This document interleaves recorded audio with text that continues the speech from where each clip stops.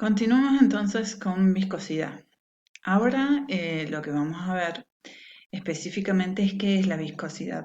La viscosidad es el rozamiento que tienen las distintas capas del fluido mientras transitan, por ejemplo, en el caso de un tubo.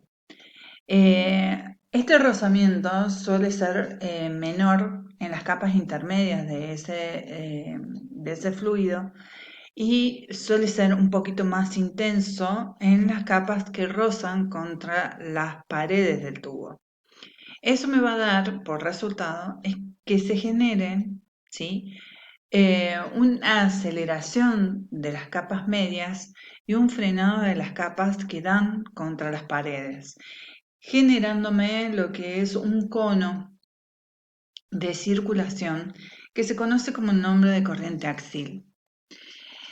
Cuando en el caso de esta corriente axial se encuentra con un objeto o un elemento que interfiere esta corriente, este cono que viene con una velocidad eh, media, más alta y una más retrasada en las paredes, entra a romperse y a generar lo que se llama una corriente turbulenta.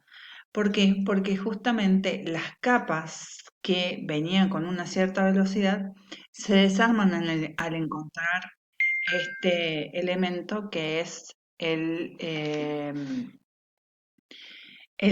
que no deja pasar con la velocidad que tenían antes los elementos que están circulando por el tubo. De ahí surge entonces que se rompe el cono de la corriente axial y comienza a circular estas distintas capas sin una orientación específica. Pasamos entonces ahora a ver el tema específico del trabajo práctico que vamos a ver, que es gases. Gases es una de las fases de la materia, ya vimos que está dentro de lo que nosotros consideramos los fluidos, y se verifican el accionar de los fluidos a través de las siguientes variables, que son la presión, que ya sabemos cuál es su significado, la temperatura, que también sabemos su significado, el volumen y el número de moles. ¿Qué leyes se toman en cuenta para ver cómo es que accionan estos gases? Vamos a tener tres en una primera instancia que tienen algo en común, que uno de sus componentes, o sea, de estas variables que habíamos visto anteriormente, uno de esos componentes es constante. Para eso entonces vamos a hablar de la ley de Boyle-Mariotte o también llamada ley isotérmica. La ley isotérmica tiene como constante a la temperatura que está representada por esta letra K y el número 1. Entonces, ¿qué dice la ley de Boyle-Mariotte? Que a temperatura constante, el volumen de un gas es inversamente proporcional a la presión. Quiere decir que mientras se mantenga la misma temperatura que vamos a tener, si aumenta el volumen de un gas, es porque la presión ha disminuido, y si la presión aumenta, el volumen del gas disminuye. Siempre actuando en forma inversamente proporcional. En el segundo caso, que es la primera ley de Charles y Gay-Lussac, también llamada isobárica, el elemento que tenemos como constante es la presión. La presión entonces, al estar constante, cambia el accionar de de las otras dos variables y me enuncia la ley. A presión constante, el volumen de un gas es directamente proporcional a la temperatura absoluta.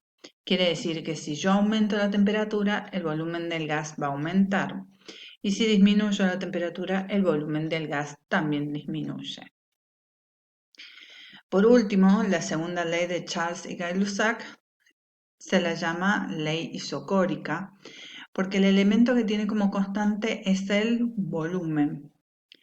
En este caso, si el volumen, nosotros queremos mantener el volumen del gas siempre constante, los otros dos elementos van a verse modificados.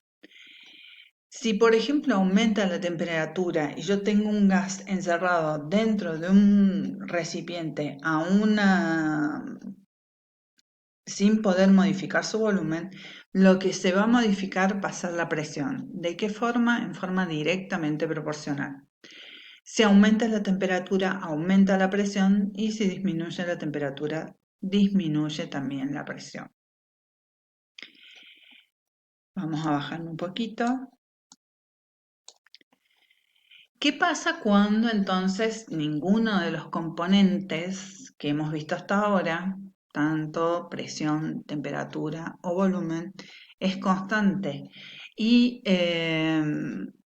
debemos calcular alguno de ellos?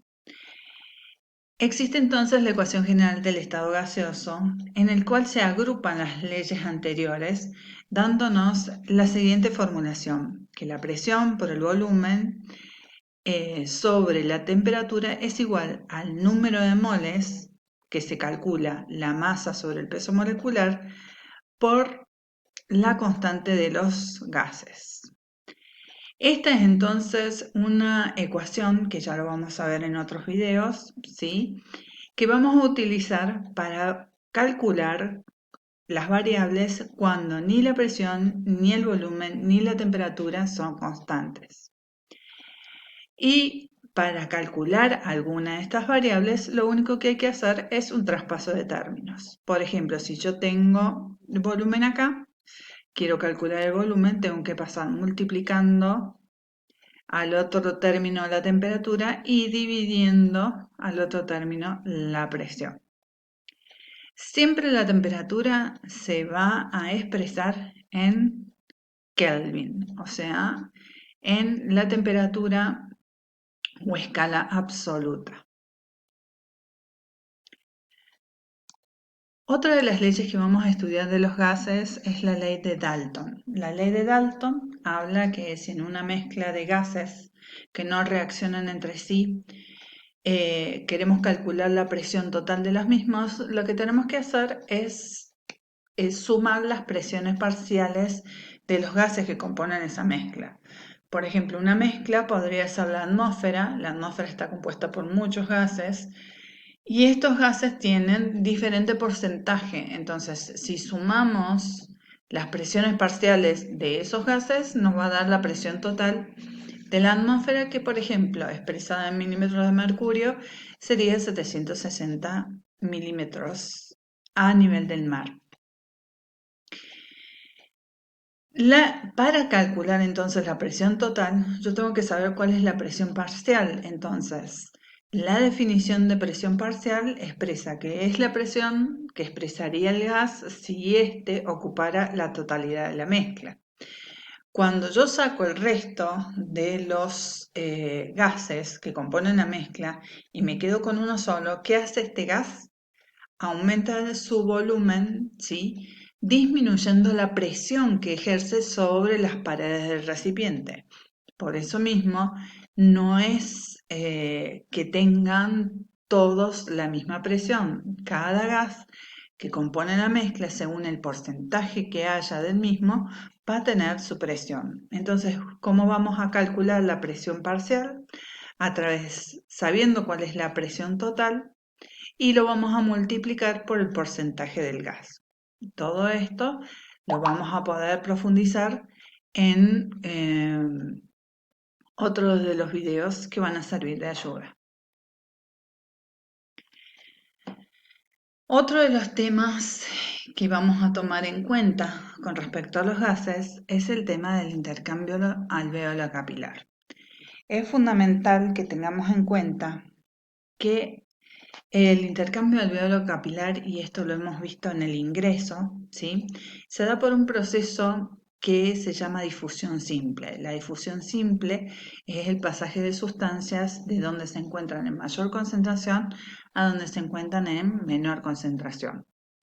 Esto está fundamentada por una ley que se llama ley del flujo químico, que es la ley de Fick, que expresa que ese flujo químico es directamente proporcional a la diferencia de concentraciones sobre el espesor de la membrana. En este caso, la membrana que permite el pasaje y la entrada y salida de los gases entre el alvéolo y el capilar son justamente la membrana del alvéolo y la membrana del capilar.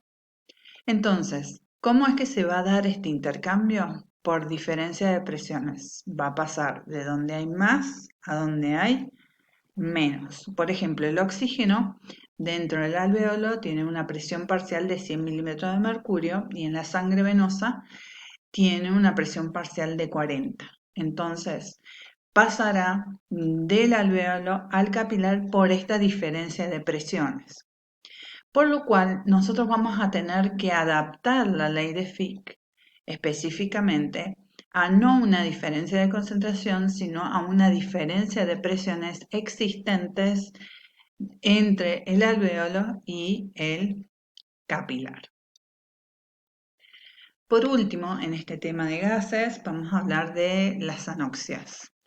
Las anoxias son la privación de oxígeno. An es partícula privativa y oxia, oxígeno.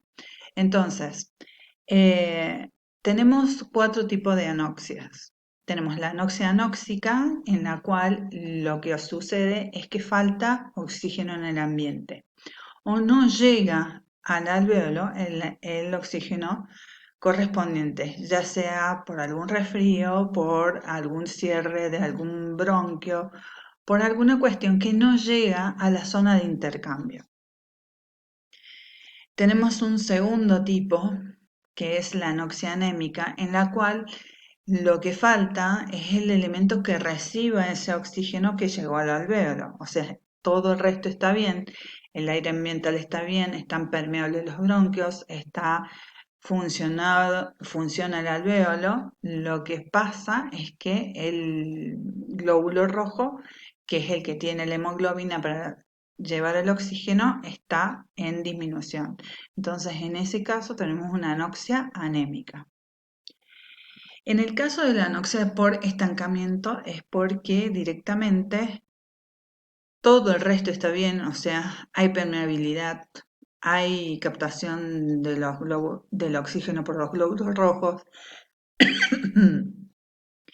pero el vaso sanguíneo está colapsado o cerrado, entonces no permite el paso y la sangre se estanca, por eso es que se llama anoxia por estancamiento.